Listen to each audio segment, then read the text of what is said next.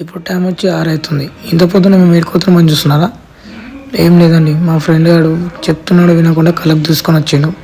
సరేలే ఇక పోదామని చెప్పి నేను పోతుంటే అటు నుంచి గాడిదలు వస్తాను. సరే గాడిదలో తీద్దామని చూసిన, మావాడు కనిపించింది. ఇందులో గాడిదల మావాడు సేమ్ ఉంది అనుకున్నా. అది విషయం చెప్తాను నవ్వుతుండు.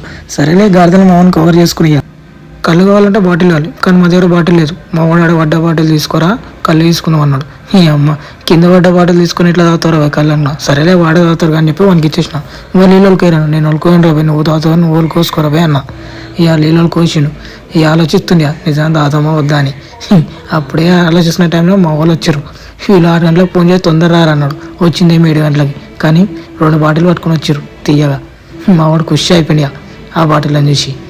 ఇక వాళ్ళు రానే బయలుదేరినాం. ఇక అసలు మేము ఏడుకోతున్నాం అనుకుంటారా? రవిరాల మాకు తెలియదు అది, మా వాడు చెప్పిండు ఆడ మంచిగా ఉంటుంది అని. ఈ ఆడు తీసుకోతున్నాయి అయిపోయాను బండికి పోయినా చూడాలి.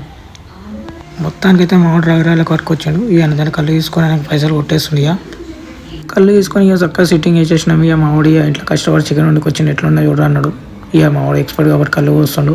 ఇక మా వాడిని దొరికిందని ఖుషి అయిపోయింది. ఫస్ట్ టైం అయితే చదువుతున్నాను నేను, మీరు నమ్మరని నాకు తెలుసు. ఇక మీరు నమ్మినా నమ్ముకున్నది నిజం కాబట్టి ఇక అట్లా చెస్ కొట్టుకొని స్టార్ట్ చేసినాం.